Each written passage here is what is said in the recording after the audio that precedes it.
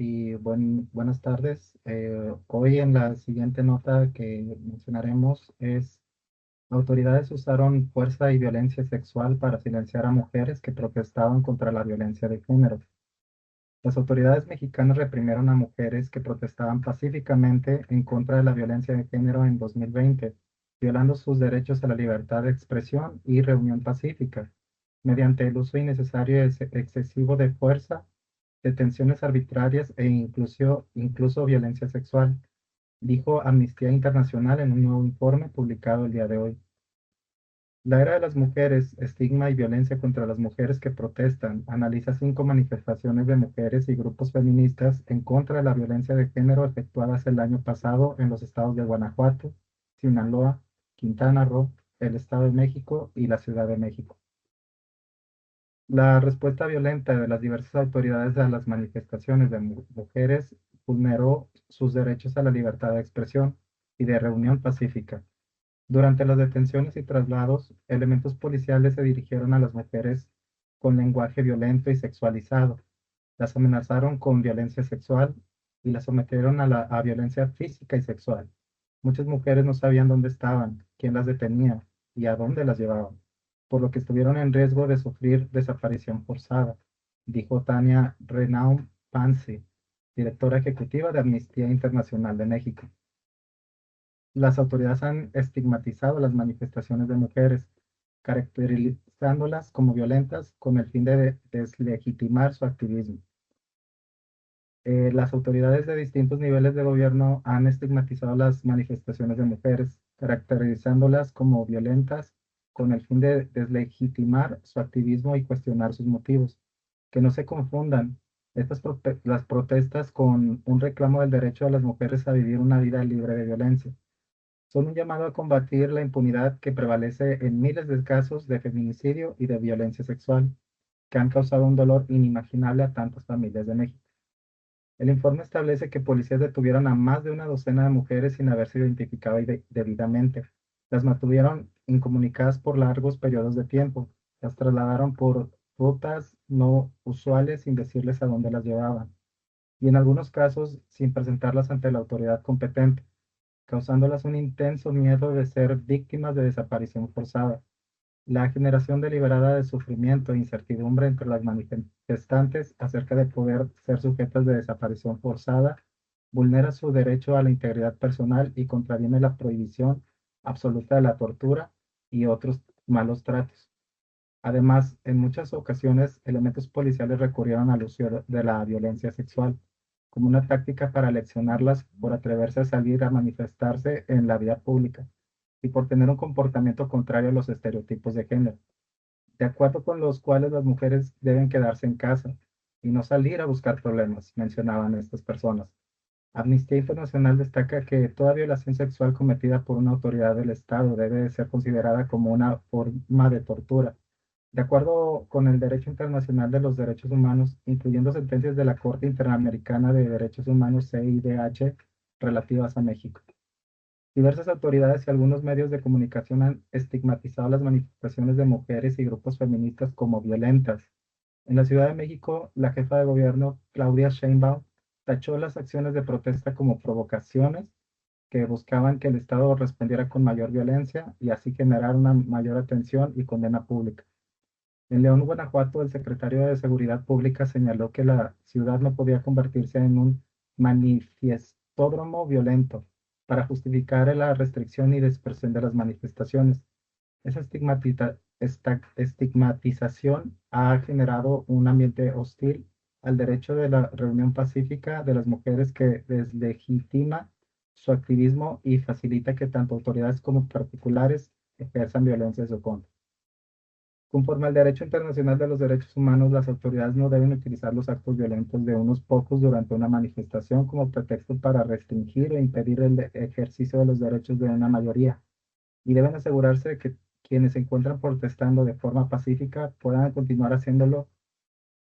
Amnistía Internacional encontró que las autoridades registraron indebidamente los derechos de las manifestantes al calificar las protestas como violentas por acciones que están protegidas por el derecho a la libertad de expresión.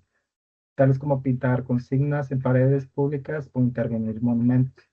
Si bien las autoridades podrían justificadamente imponer ciertas restricciones para prevenir daños a la propiedad pública o privada, no deben tomar medidas que restringen indebidamente los derechos humanos e impidan manifestarse a quienes lo hacen de forma pacífica. Finalmente, la organización insta a las autoridades a adoptar medidas efectivas para prevenir, proteger y garantizar el derecho de las mujeres a vivir una vida libre de violencia, particularmente frente a los feminicidios y las diversas formas de violencia sexual, además de garantizar el acceso a la justicia y la reparación adecuada de quienes han sufrido violencia de género. Y bueno, eso sería toda mi parte. Seguimos con la siguiente nota.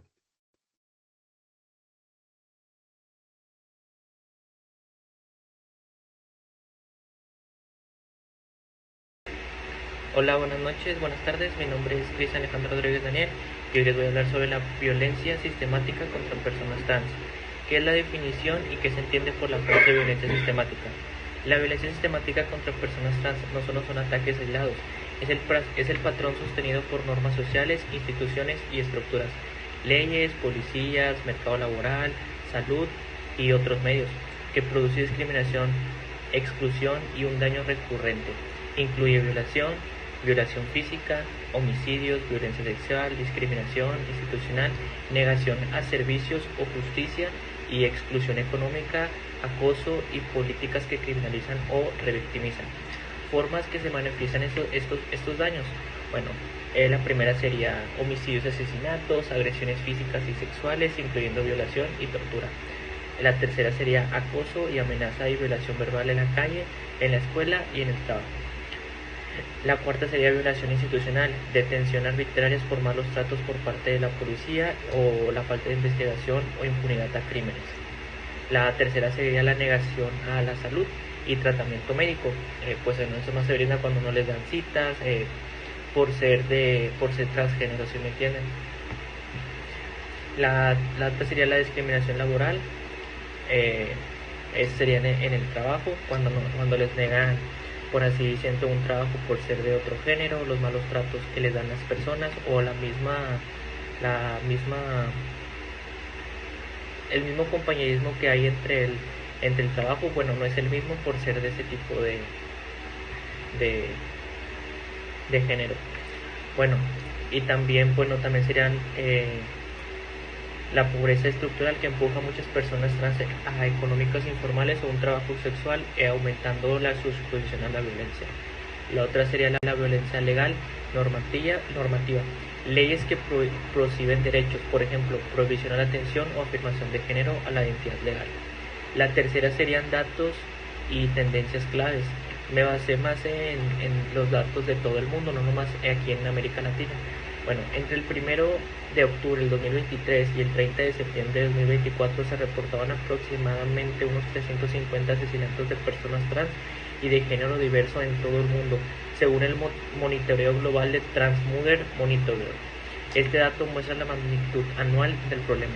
En Estados Unidos, los análisis sobre homicidio de personas trans muestran una fuerte conexión sobre armas de fuego entre el 2017 al 2023. La mayoría de homicidios registrados de personas trans fueron cometidos con armas de fuego. Esto ha sido documentado por organizaciones como Everton y HRS. En América Latina, y especialmente países como Brasil y México, los trans de homicidios de personas trans son muy altas. En Brasil históricamente registra el mayor número de asesinatos y en México aparece entre las listas con más casos documentados en años recientes.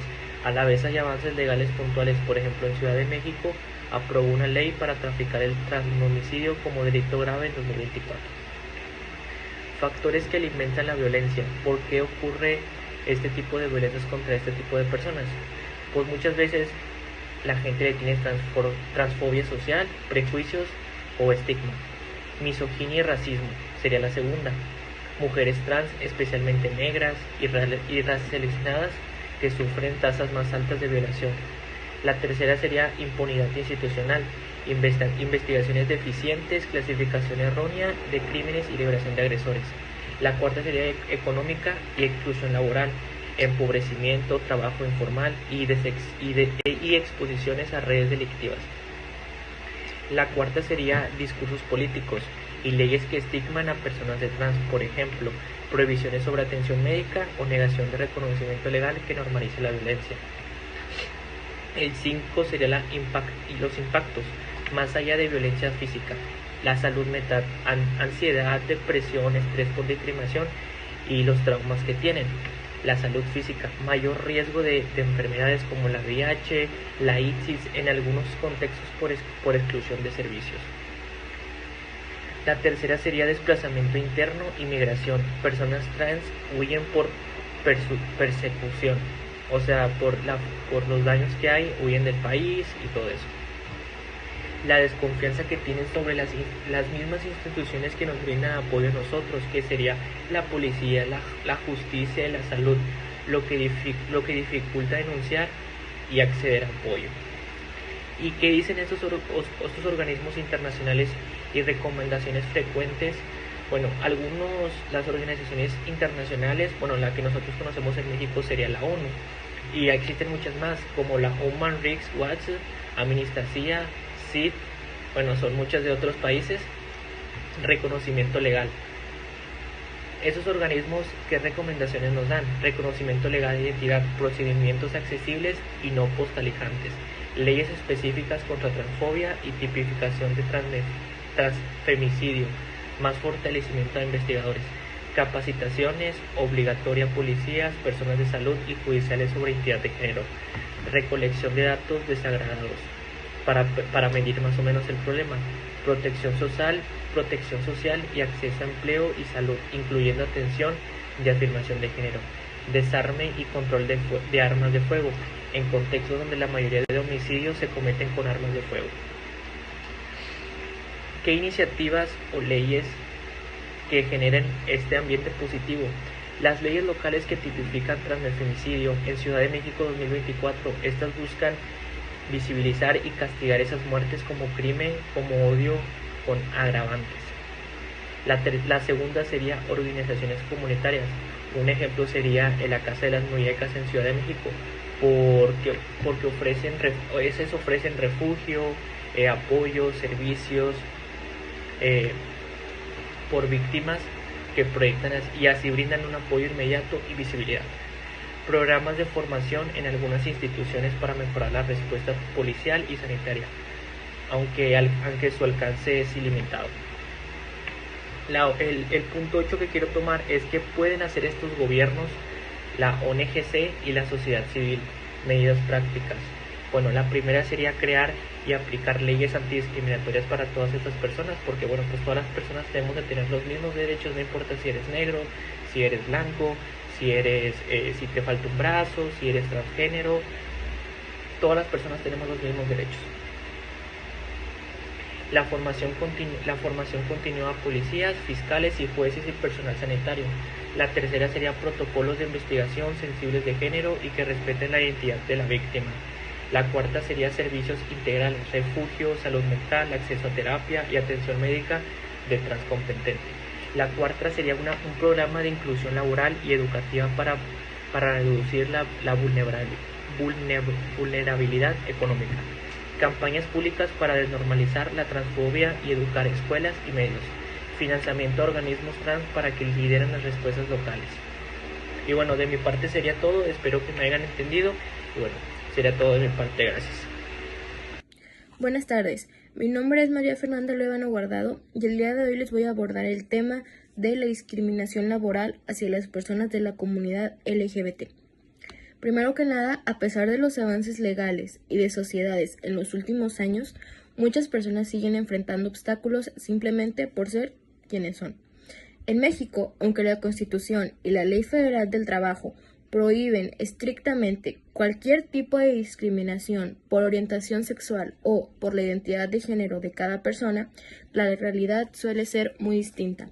De acuerdo con la encuesta nacional sobre diversidad sexual y de género del INEGI, más del 35% de las personas LGBT han sufrido discriminación en lo laboral. Además, el 28% reportó haber sido víctima de acoso laboral o burlas constantes relacionadas con su identidad o expresión de género. Estos porcentajes reflejan una situación alarmante. Más de una cuarta parte de esta población sigue siendo rechazada, ignorada o incluso despedida sin razón alguna. Un ejemplo reciente que generó debate en las distintas redes sociales fue el caso de Andrea González, una mujer trans que trabajaba como empleada administrativa en una empresa privada de la Ciudad de México. Andrea denunció públicamente que tras iniciar su transición fue relegada de sus funciones, humillada por compañeros y finalmente despedida sin justificación alguna. Su caso fue atendido por la Comisión de Derechos Humanos de la Ciudad de México, que determinó que por motivos de su identidad de género, este hecho puso en evidencia que, aunque las leyes existan y todas las normas esté estrictamente que no puede haber discriminación hacia las personas por su orientación sexual o por su identidad de género, su aplicación aún encuentra barreras en el ámbito laboral en lo cotidiano. Por último, quiero concluir diciendo que hablar de la inclusión no es solo una moda ni una tendencia que debemos de seguir, es un compromiso con la igualdad real. Garantizar que todas las personas, sin importar su orientación o su identidad, tengan las mismas oportunidades laborales, es un paso esencial hacia una sociedad justa y respetuosa. La discriminación laboral hacia la comunidad LGBTQ+, no es solo un problema individual, sino un reflejo de los prejuicios que aún persisten en muchos espacios. Romper con ellos depende de todos, de las instituciones, de las empresas y también desde nosotros los ciudadanos. ¿Qué tal? Mi nombre es Oliver Jordán y vamos a abordar el siguiente tema en este noticiero que consta de los embarazos en niñas víctimas de abuso sexual. ¿Cómo se producen estos embarazos? Muchos embarazos en niñas provienen de sexo forzado, coerción sexual o abuso interfamiliar. El agresor suele ser una persona conocida, ya sea un familiar, vecino, pareja mucho mayor. Existen también otras vías, como la explotación sexual comercial, redes de trata o abuso facilitado en entornos digitales, que llevan encuentros forzados. Las niñas también pueden ser engañadas o presionadas a tener relaciones. Existen también señales y porque a menudo no se detectan estos casos. Muchas víctimas no denuncian por vergüenza, miedo, vínculo con el agresor o dependencia económica y también amenazas. El abuso puede ocurrir en el hogar o en espacios supuestamente seguros, como la escuela o el transporte. También existen signos físicos, que es el sangrado genital, dolor abdominal, enfermedades de transmisión sexual y signos psicosociales, cambios de conducta, reiteramiento, ansiedad, caídas en el rendimiento escolar, entre otras. Como datos estadísticos y tendencias, a nivel global, la UNICEF estimó que más de 370 millones de mujeres y niñas fueron víctimas de violación o agresión sexual antes de los 18 años. Nos da un alrededor de 1 a cada 8 mujeres. La pregunta que todos nos hacemos es que si estos casos han aumentado, y no siempre hay datos comparables a lo largo del tiempo por su registro, pero varios reportes muestran aumentos en riesgos durante y después de crisis. También esto se le agrega la incidencia del uso del Internet, que facilita nuevas formas de explotación, pornografía infantil en línea, live streaming, etc. También tenemos muchas consecuencias médicas y psicosociales en estas personas que son agredidas. En riesgos físicos, mayor probabilidad de complicaciones obstétricas, mayor mortalidad materna en adolescentes y riesgos para los recién nacidos, bajo peso, neonatal. El embarazo en niñas es una causa importante de morbilidad. Riesgos de salud sexual también tenemos y consecuencias psicológicas, no se diga, como la depresión, trastornos por estrés postraumático, tendencias suicidas, abandono escolar, etc. Como esto, nosotros tenemos que tener una atención y respuesta. ¿Qué debe ocurrir tras identificar un caso?